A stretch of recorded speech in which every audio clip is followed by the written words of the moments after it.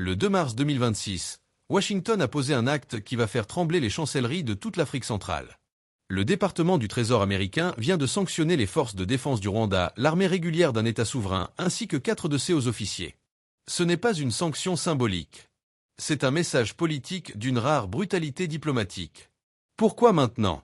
Qu'est-ce que cela signifie pour la RDC, pour le Rwanda, et pour l'équilibre de toute la région des Grands Lacs? Et surtout, ces sanctions vont-elles vraiment changer quelque chose sur le terrain, ou ne sont-elles qu'une démonstration de force américaine sans lendemain? Restez jusqu'à la fin, parce que ce dossier est bien plus complexe et bien plus explosif qu'il n'y paraît. Pour comprendre la portée de cette décision, il faut d'abord poser le décor. L'Office of Foreign Assets Control, l'OFAC, est la branche du Trésor américain chargée d'administrer et d'appliquer les sanctions économiques et commerciales.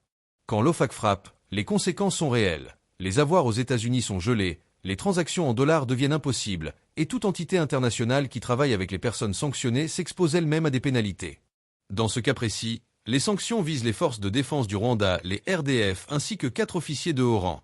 Vincent Nyakarindi, chef d'état-major de l'armée de terre, Ruki Karuzizi, général de division commandant la 5e division d'infanterie, Mubarak Muganga, chef d'état-major de la défense, et Stanislas Gashuji, nommé commandant des forces d'opération spéciales en mars 2025. Le motif officiel?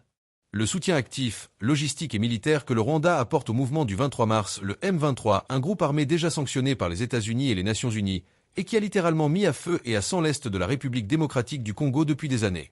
Le timing de cette décision n'est pas anodin. Ces sanctions interviennent quelques jours seulement après que le président Trump a accueilli à Washington le président congolais Félix Tshisekedi et le président rwandais Paul Kagame pour la signature des accords de Washington, un cadre de paix censé mettre fin aux hostilités. Mais l'encre était à peine sèche que le M23, avec le soutien des RDF, capturait Uvira, ville stratégique à la frontière entre la RDC et le Burundi. L'implication rwandaise. Ce que Washington accuse Kigali de faire. La question centrale et la plus sensible est la suivante. Dans quelle mesure le Rwanda est-il directement impliqué dans le conflit en RDC? Officiellement, Kigali a toujours nié soutenir le M23. Mais le communiqué du Trésor américain ne laisse guère de place au doute dans son analyse. Selon Washington, les RDF n'ont pas simplement fourni un soutien logistique discret. Elles ont introduit dans l'est du Congo des équipements militaires avancés, des systèmes de brouillage GPS, des équipements de défense antiaérienne, des drones. Des milliers de soldats rwandais seraient déployés en territoire congolais, où ils participent activement aux opérations de combat et facilitent le contrôle territorial par le M23. Les accusations sont encore plus graves sur le plan humanitaire. Le document officiel américain établit un lien direct entre le soutien des RDF et des exécutions extrajudiciaires, des arrestations arbitraires et des actes de torture commis par le M23.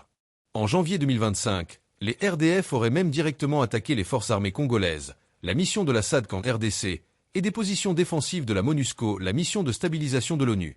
Et la question des ressources naturelles est au cœur de tout cela. En échange de son soutien militaire, le Rwanda aurait obtenu un accès aux zones minières riches en minerais de l'Est du Congo, des minerais qui servent précisément à financer la rébellion du M23. C'est ce que les analystes appellent un conflict ressources loop, un cercle vicieux où la guerre se finance elle-même par l'exploitation des richesses qu'elle permet de contrôler. Les accords de Washington.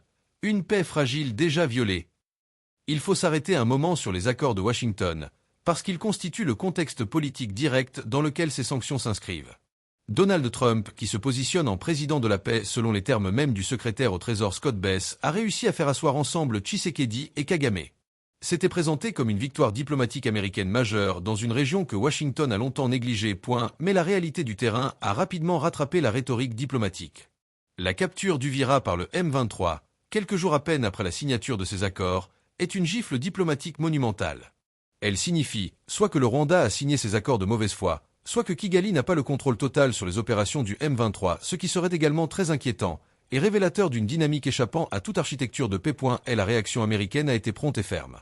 Dans un communiqué conjoint du groupe de contact international pour la région des Grands Lacs, les États-Unis ont dénoncé les opérations militaires du M23 et des RDF, et ont exigé le retrait des forces rwandaises de l'Est du Congo. Le message de Bess est limpide. Nous attendons le retrait immédiat des troupes, armes et équipements des forces de défense du Rwanda. Ce langage est celui de l'ultimatum, non celui de la négociation. Analyse. Quelle est la portée réelle des ECES sanctions? Maintenant, posons-nous la vraie question analytique. Ces sanctions vont-elles effectivement modifier le comportement du Rwanda? Ce qui plaide pour leur efficacité. Premièrement, Sanctionner directement les forces de défense du Rwanda et non simplement des individus est un signal d'une force inhabituelle. On sanctionne l'institution, pas seulement ses membres. Cela crée une pression institutionnelle et opérationnelle directe sur l'ensemble de l'appareil militaire rwandais. Deuxièmement, les 4 officiers désignés ne sont pas des personnages secondaires. Ce sont des figures de premier plan dont le rôle dans les opérations en RDC est documenté avec précision dans le communiqué américain. Les sanctionner personnellement crée une stigmatisation internationale et des contraintes financières et de déplacement réels. Troisièmement, l'OFAC précise explicitement que les entités détenues à 50% ou plus par des personnes sanctionnées sont également bloquées. Cela peut créer un effet de contagion vers des réseaux économiques plus larges proches du pouvoir à Kigali. Le Rwanda n'est pas une économie très exposée au circuit financier américain. Le pays a développé des partenariats diversifiés avec des pays du Golfe, la Chine, des investisseurs européens. La dépendance directe au dollar et au système financier américain est limitée par rapport à d'autres économies africaines. Par ailleurs, Kigali maintient depuis des années une posture de déni plausible concernant son implication directe avec le M23. Paul Kagame bénéficie encore d'une certaine image positive dans les cercles économiques et développementaux internationaux, image construite sur des décennies de gestion pragmatique du pays après le génocide de 1994. Cette image constitue un capital diplomatique que le Rwanda saura mobiliser. Les enjeux régionaux, le risque d'escalade. Le communiqué américain soulève lui-même une crainte que je veux mettre en lumière, le risque d'escalade vers un conflit régional plus large. La présence du M23 près de la frontière burundaise et le soutien continu des RDF portent en germe le potentiel d'une extension du conflit au Burundi. C'est un scénario que les observateurs de la région redoutent depuis longtemps. Une conflagration régionale impliquant la RDC, le Rwanda, le Burundi, potentiellement l'Ouganda, avec des répercussions jusqu'en Tanzanie et en Zambie. L'Est du Congo est déjà l'un des terrains humanitaires les plus dévastés au monde. Une régionalisation du conflit serait une catastrophe d'une ampleur difficile à mesurer. Il faut également considérer la dimension minière dans toute son épaisseur. L'Est du Congo regorge de coltan, de cassitérite, de wolframite, de cobalt, des minerais essentiels aux industries technologiques mondiales. Les smartphones dans nos poches, les batteries de voitures électriques, les satellites en orbite, ils contiennent tous des matériaux dont une partie significative provient de cette région. Les puissances économiques mondiales ont donc un intérêt stratégique direct dans la stabilité ou l'instabilité de cette zone. C'est précisément pourquoi le Rwanda, selon les accusations américaines, a un intérêt économique fort à maintenir son influence sur ces zones minières via le M23. Ce n'est pas seulement une question de sécurité nationale rwandaise, c'est aussi une question d'accès aux ressources dans une compétition économique globale. Ce que ça révèle sur la stratégie américaine en Afrique. Ces sanctions nous disent aussi quelque chose d'important sur la manière dont Washington aborde l'Afrique en 2026. Sous Trump, la politique africaine américaine n'est pas guidée en priorité par des considérations idéologiques sur la démocratie ou les droits de l'homme. Elle est davantage guidée par une logique transactionnelle. Les acteurs qui menacent la stabilité et les accords que Washington cherche à promouvoir s'exposent à des conséquences concrètes. Les accords de Washington représentent un investissement diplomatique de l'administration Trump. Que le M23 et les RDF les violentent aussi ouvertement, aussi rapidement, c'est une humiliation que Washington ne peut pas laisser sans réponse, non pas principalement par souci humanitaire, mais par intérêt de prestige et de crédibilité géopolitique. C'est ici que la formule de Bess prend tout son sens. Le président Trump est le président de la paix. Ces sanctions sont autant un message à Kigali qu'une communication domestique américaine et internationale sur la capacité de l'administration Trump à faire respecter ses engagements diplomatiques. On est dans une logique où la diplomatie américaine dit clairement « Si vous signez avec nous, vous assumez des obligations. Et si vous violez ces obligations, il y a un prix à payer. » Alors, où en sommes-nous? Ces sanctions sont historiquement significatives. Sanctionner l'armée d'un État africain souverain est un acte rare et lourd de conséquences symboliques. Elles envoient un signal clair. Les États-Unis sont prêts à utiliser leur arsenal économique pour forcer le respect des accords de paix qu'ils ont parrainés. Mais les sanctions seules ne font pas la paix. Elles peuvent modifier les calculs économiques des acteurs concernés. Elles peuvent isoler diplomatiquement le Rwanda sur certaines scènes internationales.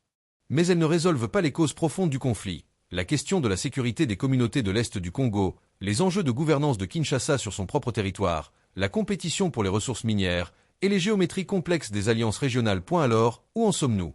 Ces sanctions sont historiquement significatives. Sanctionner l'armée d'un État africain souverain est un acte rare et lourd de conséquences symboliques. Elles envoient un signal clair. Les États-Unis sont prêts à utiliser leur arsenal économique pour forcer le respect des accords de paix qu'ils ont parrainés. Mais les sanctions seules ne font pas la paix. Elles peuvent modifier les calculs économiques des acteurs concernés.